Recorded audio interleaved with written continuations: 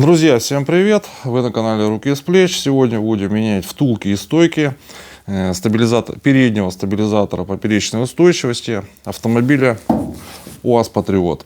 Но прежде чем мы начнем, давайте скажем пару слов об этом элементе, стабилизаторе поперечной устойчивости, как проявляется неисправность, когда требуют замены втулки, а когда требуют замены стойки. Это нужно для того, чтобы вы понимали, даже если вы сами не ремонтируете автомобиль, чтобы вам не навесили сервисмены лапши на уши, и вы не переплачивали за достаточно простую услугу. И прежде чем мы начнем, прожмите лайк, подпишитесь на канал. Это такая стандартная процедура. Поехали.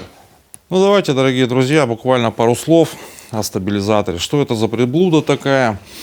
Все наверняка слышали, там стучат косточки, значит, стучат яйца, надо заменить яйца. И все в таком духе. Все эти детали – это составные части стабилизатора поперечной устойчивости. Они бывают передние, бывают задние. Бывают передние и задние. То есть на некоторых автомобилях есть передние, только передние стабилизаторы поперечной устойчивости. А на автомобиле УАЗ Патриот они есть передние и задние.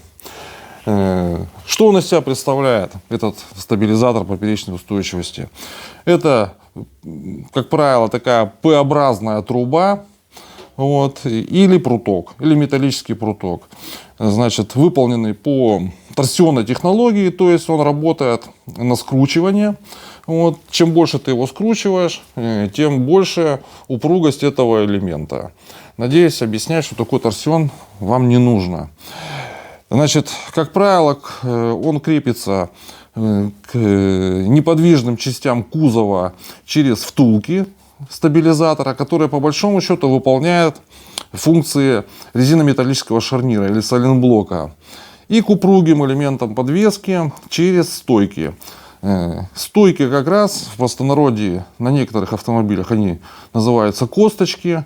Если брать автомобиль, значит, типа ВАЗ-21.9, там 10, 12 и так далее, там они в виде яиц выполнены в простонародье. Но на УАЗе Патриот они немножко другой вид имеют. И я не знаю, как они называются в простонародье. Сейчас я вам их покажу. Так вот, для чего нужен этот стабилизатор поперечной устойчивости? Он нужен для того, чтобы минимизировать поперечную раскачку автомобиля при выполнении различных маневров. Если вы едете по прямой, стабилизатор поперечной устойчивости вообще не работает. Он вам по большому счету не нужен, и вы можете без него ехать. И ничего в управляемости автомобиля не изменится. Если вы выполняете какие-то маневры, вы там едете по трассе, поворачиваете резко, не резко, а на скорости поворачиваете, естественно, на автомобиль действуют силы, различные силы, которые автомобиль, под воздействием которых автомобиль накренивается. И в этот момент вступает в работу как раз стабилизатор поперечной устойчивости. Имея П-образную форму, его начинает гнуть в разные стороны, жесткость его при этом увеличивается. Поскольку он соединен с кузовом, то эта жесткость передается на кузов, и кузов, скажем так, сохраняет свое положение, такое, какое оно должно быть. При этом все нагрузки от сил, центробежных, скажем так, сил, передаются на стабилизатор поперечной устойчивости. Все. Для чего нужен стабилизатор поперечной устойчивости. Если вы гоняете на УАЗе Патриот или на каких-то других автомобилях внедорожного характера, то, как вы слышали, что бывают там стабилизаторы отключаемые. Кто-то их непосредственно, если в грязь едет, отключает. Для чего? Для того, чтобы как раз крены кузова увеличить.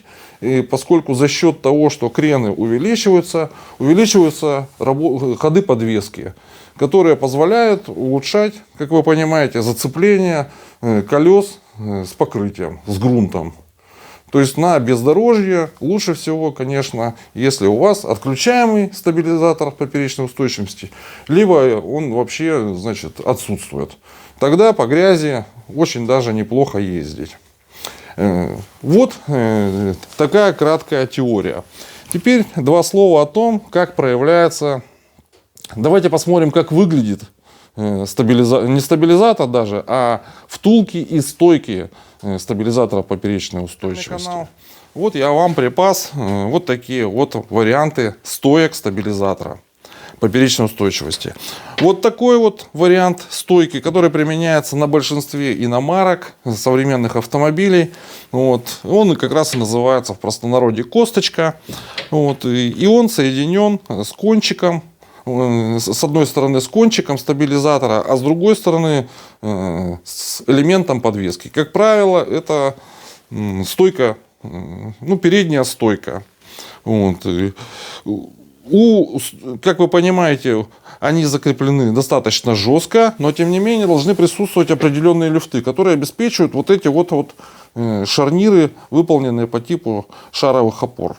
То есть они вот так вот должны тяжело, но все-таки двигаться. Она новая у меня. Вот. И неисправность, как правило, этого элемента проявляется в том, что когда вот этот вот узел изнашивается, вот этот или вот этот, в нем появляются стуки. Стуки, как правило, появляются тогда, когда вы едете по каким-то кочкам, да, причем кочки не такие жесткие, а, допустим, просто изгибы дороги. Вот, автомобиль кренится туда-сюда, туда-сюда, и в этот момент как раз вот возникают стуки вот в этих вот местах. Про это и говорят, что стучат косточки. Соответственно, этот стук устраняется путем замены вот этих вот косточек, либо стоек, так называемых, стабилизатора.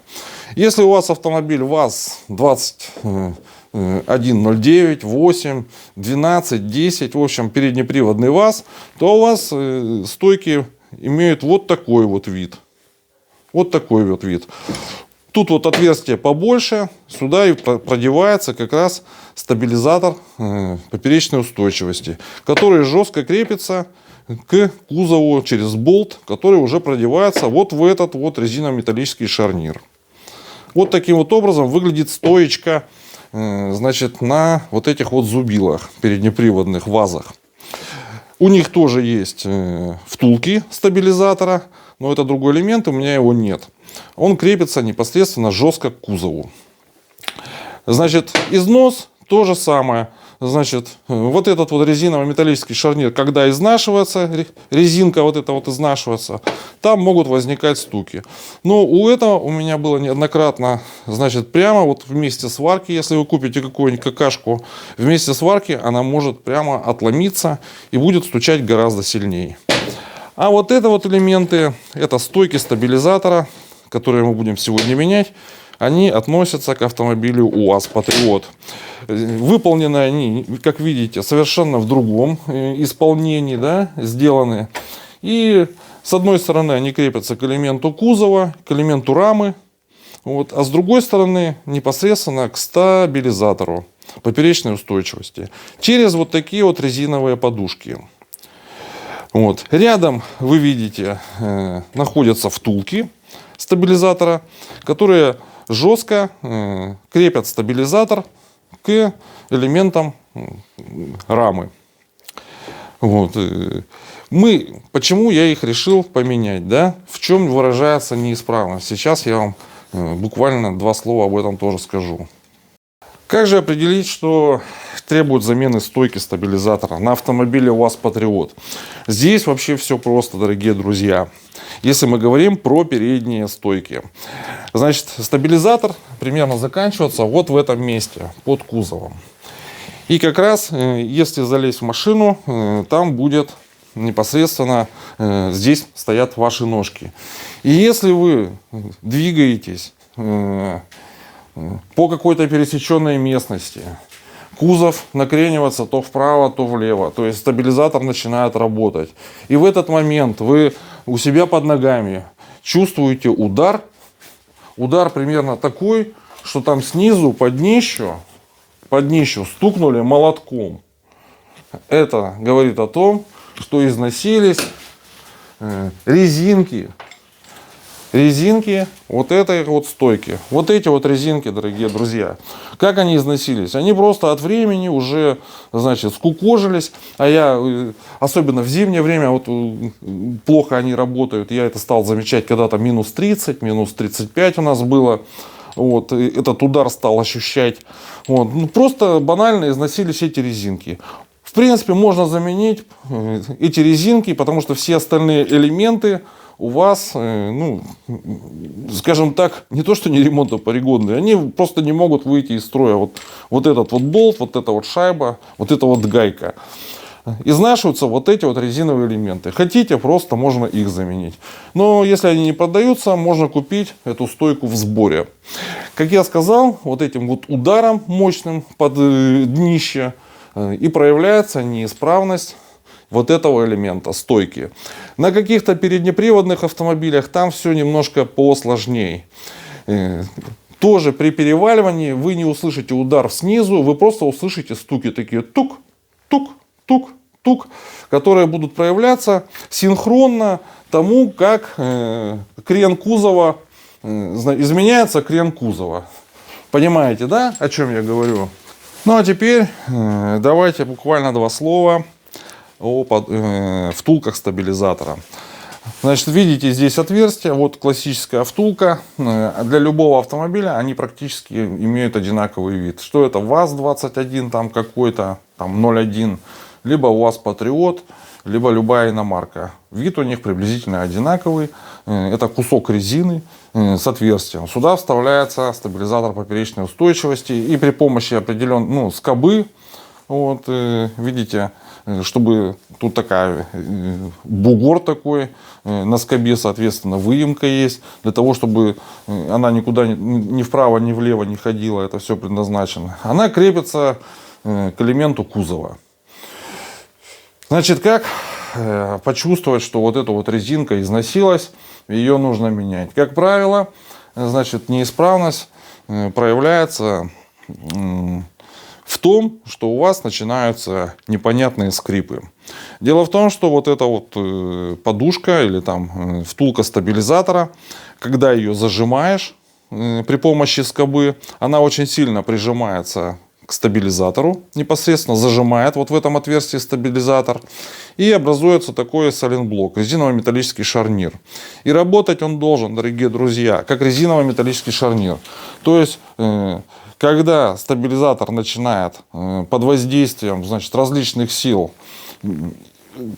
менять свое положение, скажем так, он должен менять положение вот в этой резиновой подушке, в этой втулке, путем, значит, захвата резины этой подушки и ее скручивания. При возвращении на место резина тоже возвращается на место.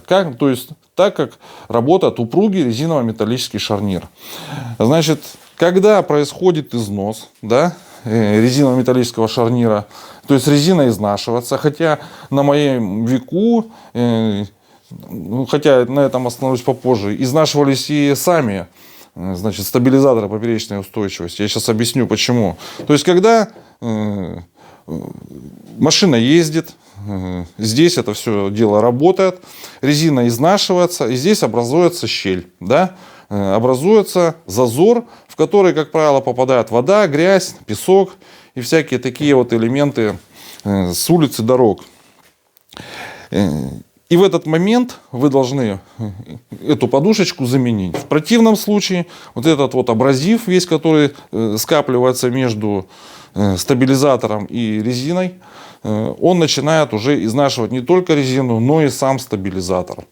Это, конечно, не очень хорошо. Значит, как, еще раз хочу сказать, проявляется? У меня такое неоднократно было. Проявляется в виде скрипов. Машина начинает на кочках, да, при приезде через препятствия начинается скрип несмазанной телеги. Что делают люди? Люди просто красавцы и молодцы. Сам так делал. Как это неисправность устраняется? Человек взял, проехал по луже. Сюда попала вода, и скрип на какое-то время уходит. Отлично. значит, это точно вот эта вот резиновая втулка износилась. Некоторые берут и просто в этом месте ее смазывают, да? Попрыскают ВДшечкой или еще что-то, и скрип на некоторое время опять уходит. Это в корне неверно, дорогие друзья. Вы делаете очень плохое дело. Ведь дело в том, что втулка перестает работать, вот этот вот резиново-металлический шарнир перестает работать так, как он должен работать. Ну, теряется вообще смысл этого элемента, когда вы туда набрызгали кое-чем. Единственный только выход – замена вот этой вот втулки стабилизатора. Кстати говоря, все стабилизаторы поперечной устойчивости, они бывают разного размера, да, в зависимости от автомобиля. И даже на некоторых автомобилях они бывают разной толщины. Там, по-моему, я точно не помню, 21-23 миллиметра там, или так далее. Вот такое приблизительно. Соответственно, и втулки идут разные. Смотрите на это внимательно, потому что втулка должна хорошо зажимать этот стабилизатор. Если вы ошиблись в выборе, но тем не менее поставили, или, допустим, стабилизатор уже абразивом истерся вот в этом месте, его нужно менять, по идее это. Вот. Ну, как правило, этого никто не делает. Может быть, оно и правильно. Но в любом случае, суть заключается в том, что вот этот вот элемент упругий совместно с стабилизатором должны составлять единое целое и работать как резиново-металлический шарнир. В последнее время продаются вот эти вот втулки, выполненные из полиуретана. Вот, и как бы якобы им нет сносу этому элементу. Все здорово. Но полиуретан очень плохо, друзья, работает на скручивание. А этот элемент должен работать именно на скручивание. Он работает очень плохо на скручивание. Соответственно, я считаю, из полиуретана нельзя делать втулки стабилизатора, потому что там происходит отрыв, попадание грязи, и, короче, это все только с виду у вас получается есть этот резиново-металлический шарнир, это упругое соединение. На самом деле ничего у вас там не работает, это все полная хренотень.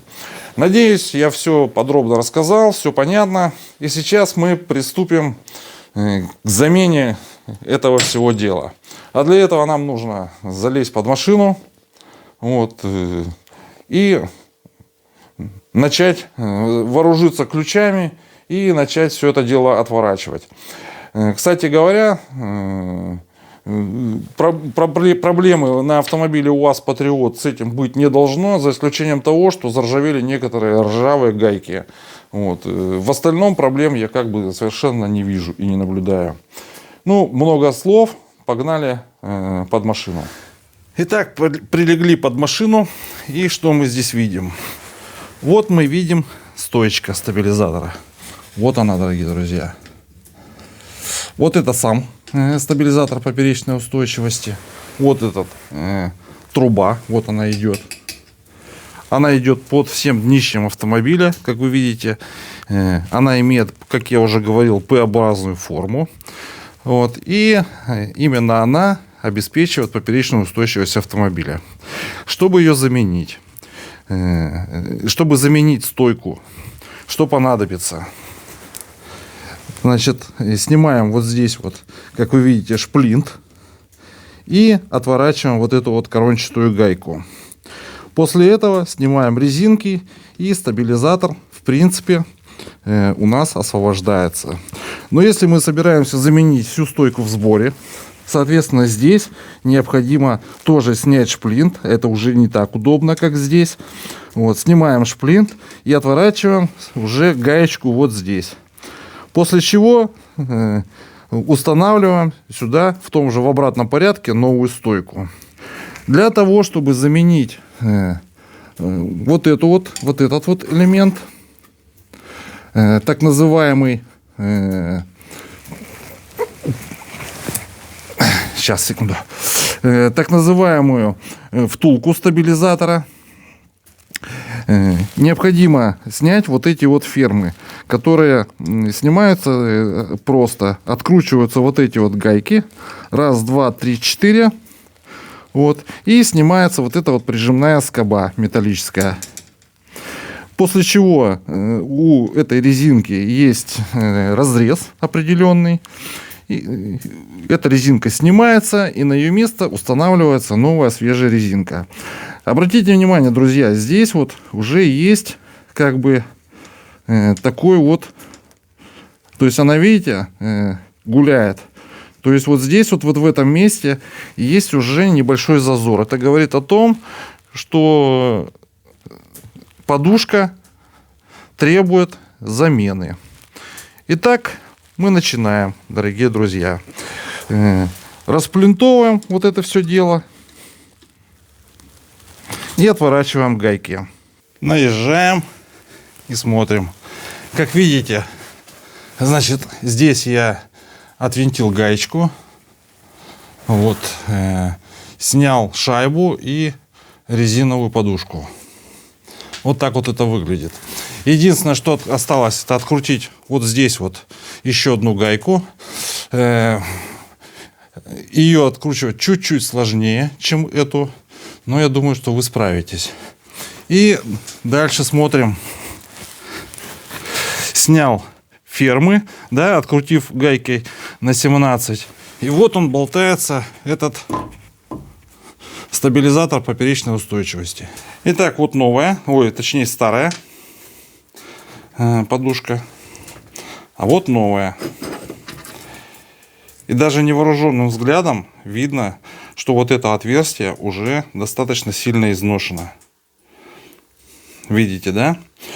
А вот, значит, та прижимная пластина, которая прижимает, непосредственно зажимает вот эту вот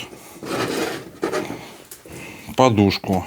Вот таким вот образом. Она вот так стояла. Внутри стабилизатор. И здесь вот так вот она прикручивалась вот этими 4 гайками. Гайки с пластиковой втулкой. Видите, да? Синенькая такая. Они все подлежат замене. Надо их будет заменить. Соответственно, необходимо почистить вот эти вот скобы, фермы, или как их там правильно называют. Ну, а если у вас есть возможность, можно их купить новые, если их пришлось срезать или еще что-либо. Вот таким вот образом, дорогие друзья. Осталось отвернуть одну гайчонку, чтобы вытащить для замены стойки стабилизатора. Резинка здесь, в принципе-то, ну, конечно, потеряла свою упругость. Сколько она там, много достаточно походила. Вот таким образом. Все, отворачиваем еще одну гайку и снимаем стойку. Итак, друзья, этот элемент я демонтировал. Стойку старую. Не обошлось без болгарки. Потому что вот этот вот момент, вот эта гайка находится в такой нише. Вот эта корончатая гайка. Что снять у меня никак не получалось. Значит, этот шплинт. Соответственно, самый лучший вариант это оказалось ее просто-напросто распилить. Вот таким вот образом. Отсюда видно, насколько мощнее новая стойка по сравнению с предыдущей, вот с этой старой. Вот, тем более она уже и так вся заржавела. Кроме того, вот здесь вот, если видите, тут присутствует достаточно серьезная выработка от в месте соприкосновения непосредственно со стабилизатором поперечной устойчивости. Видите выработку, да, вот здесь вот. Соответственно, лучший вариант это ее заменить. Ну, тем более подушки надо менять, саму стойку надо менять. Поэтому смысла ее там особенно беречь не было. Итак, друзья, все я демонтировал. Вот вы видите перед собой П-образный, значит, стабилизатор поперечной устойчивости. И что мы видим в местах соединения их стабилизатора непосредственно с подушками стабилизатора. Видим определенную выработку. Она небольшая, но тем не менее она присутствует. Самое главное, чтобы она не превышала критические пределы. Если взять штангенциркуль и замерить Значит, саму толщину стабилизатора, да, давайте замерим и посмотрим, сколько она составляет. Сам стабилизатор приблизительно 28 миллиметров. В местах соединения со втулкой он уже меньше, около 27 миллиметров. Поверьте мне на слово, 27 миллиметров. Сама втулка, внутренний диаметр, имеет 27,5 миллиметров. А вот эта вот втулочка имеет толщину приблизительно, не толщину, а отверстие диаметром 25 миллиметров. Это говорит о том, что втулки стабилизатора, которые стояли, они изношены. Это видно и невооруженным взглядом. Их отверстия достаточно большие. Это говорит о том, что места соединения со втулками стабилизатора уже немножко износились, приблизительно на миллиметр. Вот, соответственно, с каждой стороны по полмиллиметра. В принципе, это еще допустимо. Это говорит о том, что вот эти втулки достаточно хорошо будут работать еще и обжимать сам стабилизатор поперечной устойчивости. Вторую стойку мне точно так же, вот она, не удалось, вот первая, во второе, не удалось нормально демонтировать. Но, честно говоря, я и не стал пытаться, просто взял и опилил его болгаркой. Тратить кучу времени для того, чтобы подобраться к гайке, считаю просто нецелесообразным. Образовалось очень много запасных частей. Вот такого плана шайб, толстые, большие, пригодятся для других нужд. Подушечки тоже пригодятся для каких-то других самоделок, которыми я буду заниматься. Они, в принципе, хоть и изношенные, но для других целей они еще очень даже хорошо подойдут. Теперь наша задача почистить стабилизатор от всякой грязи, да, вот от какой-то явной грязи, ржавчины, вот этого всего дела. Надо все это почистить. Надо почистить посадочные места для втулок стабилизатора, помыть все. Вот. И нужно почистить места посадочные для стоек стабилизатора. И начинаем все собирать в обратном порядке. В идеале заменить вот эти вот гайки. Тут очень маленькая резьба. Имейте это в виду, что обычные гайки из строительных магазинов сюда не подойдут.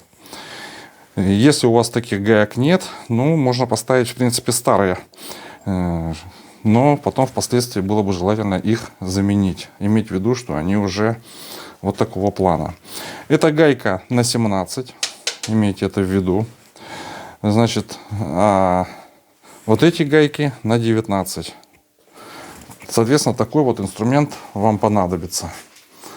Вот таким образом, дорогие друзья, давайте все чистим, шкурим и приступаем к сборке в обратном порядке. В первую очередь будем устанавливать, значит, стойки стабилизатора, по крайней мере, с одной ее части. С той части, которая крепится непосредственно к кузову. На моем варианте они также имеют, как видите, белую пластиковую вставку. И шплинтовать ее не надо, а это, на мой взгляд, очень удобно. Значит, у самой стойки имеется вот такой вот паз, да, видите, вот он паз, для того, чтобы можно было сделать захват ключом и как следует завернуть что одну, что вторую гаечку. Это тоже очень удобно. Кстати, на этой имеется тоже такой же паз. Вот. Но это не позволит все равно отвернуть вам гайку. Вот таким вот образом, значит, все чистим и начинаем собирать. Значит, устанавливаем, скажем так, втулки стабилизатора. Вот. Затягиваем их по максимуму, потому что, как я говорил, что вот это вот соединение, оно должно работать как резиново-металлический шарнир. То есть оно не должно прокручиваться в самой втулке стабилизатора. Итак, погнали. Хотел приступить к монтажу, но не получается. Что не получается? Значит, толщина вот этого штока 13 миллиметров. Толщина родного штока 12. Соответственно, отверстие в корпусе В лонжероне автомобиля тоже 12 миллиметров. Соответственно, вот эта стойка у меня ни шиша не пролазит. Надо рассверливать отверстие до 13 миллиметров. Ну или хотя бы до 14. Что до 14 тоже, конечно, не очень хорошо. Могут возникнуть излишние люфты. Имейте это в виду. У вас такая же ситуация может быть произойти, потому что те, кто производят вот эти вещи, они не руководствуются ни ГОСТами, ни СНИПами, ничем. Это все дело не регламентируется. Как сделали, так и сделали. В общем, берем шаговое такое вот сверло и начинаем рассверливать перед установкой, потому что по-другому никак. Друзья, ну что, давайте посмотрим на выполненную работу. Вот так вот все это выглядит. Все красиво, все симпатично. Все получилось также и с подушками.